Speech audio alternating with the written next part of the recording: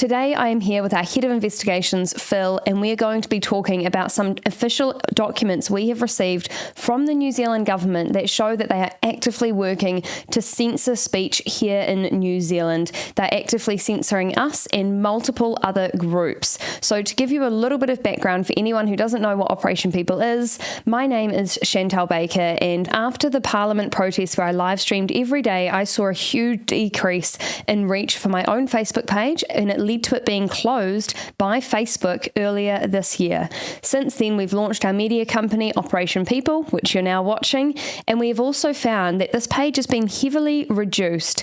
From these documents, we can now see that the government has been discussing Operation People and myself and working with Facebook to have our page silenced. Here is one extract from some of these emails about Operation People and myself.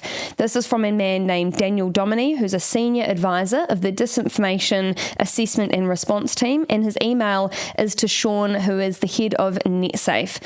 Hi Sean, thanks for that. In regards to banned actors smurfing back on, in regards to Facebook, there are a few offenders that we know of. So this may be an opportunity to see if we can use the newly created Code of Practice to nudge them along. Perhaps in the same way one uses a rolled up newspaper to nudge a wayward canine along. This is between NetSafe and Dart. And Sean replies, "Hi Daniel, I've had quite a bit of back and forth with the platform on this one in regards to our Facebook page. A little bit frustrating actually. I'll let you know as soon as I have something more concrete."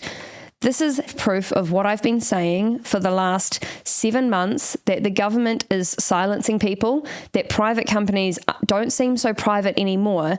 And not only that, but in the same OIA, they have a raft of information and people that they are claiming are disinformation spreaders that they are wanting to monitor and control. A few of these names include the BFD, the Platform, the New Zealand Centre for Political Research, which is a political think tank run by an ex-ACT MP, Guy Hatchard, NZDSOS, VFF, and more.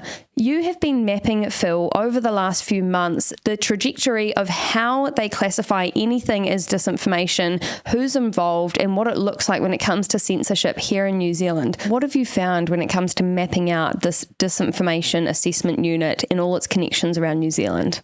I've been using the Official Information Act to retrieve government documents, of which you've got some there. And I've developed this map here, and you can see that it's quite big and complex. It looks at censorship, but it also looks at how information from the government is used to shape public perception as well. So there are two elements to this map, and that's why we're only going to look at a certain part of that today. We can start off with information in the public square.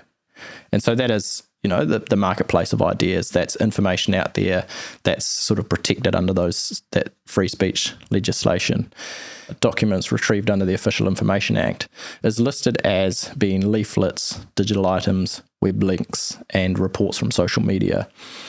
The Official Information Acts detail how this information is collected by CERT New Zealand through public referral, external parties, and there's also some internal monitoring of social media by DART or other government agencies.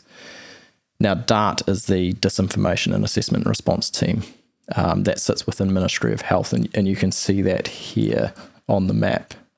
So DART is really the central piece to this puzzle and how the censorship machine is working. And CERT New Zealand is the first collection agency used to collect some of this reporting. And we have an Official Information Act for the communications between CERT New Zealand and DART. And they have about 2,500 odd entries of disinformation that have been collected over the 2021-2022 period. That information gets passed from CERT New Zealand through to DART. And CERT New Zealand, if we just cover them a wee bit, so CERT New Zealand are involved in cybersecurity, and it is a government organisation. And so they've been passing this information to DART, and then DART is then passing information through to NetSafe. Now, NetSafe is another organisation, and they are again involved with online safety and internet usage. And so they claim to be independent, don't they? But the question is independent of what? Because they are government funded and they are subject to OIAs under certain areas. Yeah, as far as I can tell, they do receive some funding from government, and they have a role within government. They are subject to the Official Information Act because they do have an active role within the Harmful Digital Communications Act 2015. Now, from what I can tell, that role is actually more for prohibited information out there, like child pornography and things like that. Which absolutely should be censored. Yes, absolutely. That's correct. Yeah. And so that's their role, and they are subject to the Official Information Act within that capacity. So they are not necessarily a government organisation per se, but they do have some government functions, and they are subject to that Official Information Act. So if we go back to the map, NetSafe have also established relationships with Facebook, and they have been sending emails through to Facebook in an attempt to have the Operation People Facebook page removed. So we've got a lot of information here between Dart and NetSafe, where Daniel from Dart and Sean from NetSafe have communicated multiple times about our page and asking Facebook to get it taken down, and frustrated, it seems, from these emails that they haven't been able to get us completely banned. I did find that very interesting, noting that there was such a strong link, and it seemed like it was quite easy for them to communicate with Facebook as well. An OIA was released, I think it was today or yesterday, that did show that the government does have, and the Department of Internal Affairs does have direct access as well to Facebook's internal takedown portal, which means that they can go and log content themselves that they would like taken down, which I found very interesting. And as you mentioned before, with child pornography and these other terrible issues, of course there's some content that does deserve to be taken down, but in the context of what they claim is disinformation, it's incredibly broad. It seems that anything that goes against the government they don't like, they classify now as disinformation. And as we know, disinformation is information given with the intent of causing someone harm. So to try and prove that all of these groups, including us, are saying anything with the intent to cause somebody harm seems like a very far stretch. I would agree there. And I have worked in sort of that combating child sexual exploitation, so they call that CSE. I've worked in that field. I have done investigations in that work. It is not pretty. And that stuff definitely needs to be censored, and I think we would have unanimous agreement on that. But what we're seeing is our type of content that we're producing is a perspective that is counter to the sort of official government narrative, and I think that's why there is this element of censorship, because what we're doing is we are digging into things like this and really telling a story of, well, what is actually going on, and we are producing the documents to show it, and we're happy to push those links out there so everyone can actually have a look for themselves. Looking through some of these other links that you have, what are the ones that are the most concerning to you? Well, we do have documents from the government that show that there is a concerted effort by some private organisations within, and we can see now with some sort of government level of input, to do things such as de-amplification of Facebook posts or pages and temporary bans. There's this particular extract from a government document retrieved under the Official Information Act states Facebook has taken some positive steps to reduce the spread of COVID misinformation using existing tools such as de-amplification, post-deletion and temporary bans through the Department of Prime Minister and Cabinet's COVID-19 group, the Department of Internal Affairs and the Ministry of Health, with the Chief Censor and NetSafe. We have established positive working relationships. Now, there's a redacted section in there under sort of privacy concerns to flag issues. We work closely with Facebook to remove harmful content and ensure the visibility of our official COVID communications campaign. So, how is this not breaching the Bill of Rights and the Human Rights Act? I mean, I know you're not a lawyer, but to me it seems, and I mean, if there are any lawyers that are watching this that think, hey, we could help these guys out, that would be fantastic, because to me it seems very clearly that we have private companies and corporations working directly with governments to silence voices that the government objects to make sure that the government's voice is heard, regardless of what is accurate and what is false.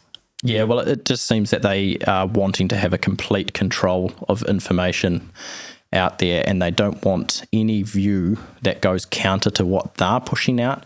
They do not want that out in the public marketplace of ideas. So they don't want people to take up any idea that's sort of contrary to their position. To me, that's extremely concerning, because free speech is the fundamental foundation of democracy, and we are working in that space to try and bring a different perspective that we think people deserve to know and we think is interesting, and to see that they are actively trying to censor that when we don't produce anything that is harmful.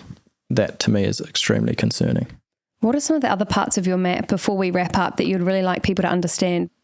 There's some more here where they talk about sort of mainstream social channels are struggling to combat COVID-19 disinformation internationally, and they talk about takedowns. Even if we go back to the network, I mean, here we can see that DART works with the Medical Council, WorkSafe, other MOH units, Digital Safety Team, the NZ Police, DPMC, which is directly the Prime Minister's office. Are you concerned about the level of influence that this group seems to have, and how people's reputations could be manipulated and damaged by false ideas? Yeah, for me, it's this is about censoring a certain perspective within New Zealand, and it's a perspective that goes against not the government in general, but this current government. So it goes against this sort of Labour Green sort of policy area. Now, that to me is the most concerning, because how can one government that's in censor any views that are within that other sort of political side? And that to me is why I'm so concerned with democracy in New Zealand, because they are censoring one side. So if they cancel Facebook pages, well then how is the other side going to actually put their arguments against what the current government is doing out there, so that people can choose when they come to vote as to what party they want in? And it all comes down to informed opinion, doesn't it? If people are not allowed to be informed, then you manage to curate specific opinions and biases and compound those for as long as you want. And I think that's what we're seeing at the moment, is a real compounding of views, compounding of bias, so people get this distorted perspective of what reality actually is. And unfortunately, in this case, it looks like there could be considerable manipulation happening by, as you mentioned, this specific government under Labour here in New Zealand. Our final wrap-up, what can people do? How can we counteract what we're seeing here? What can they do to raise awareness of what's really going on and the level of censorship here in New Zealand? Well, I think people can take these links, don't take our word for it, like grab these links, have a look and read through these documents and see what is actually happening. That way you're educated from these government documents yourself and you don't have to take our word from it. We'll be publishing more information on this sort of story as more information is revealed, and we have a lot more there as well that we're going to go into very shortly. But definitely take a look at the documents and have a look at what's happening. Talk to your neighbours, inform them, show them the documents, and so there are some other groups as well out there doing some great work, like the Free Speech Union, the Platform. Some of these groups have been labelled disinformation already, but I think that's just because they do.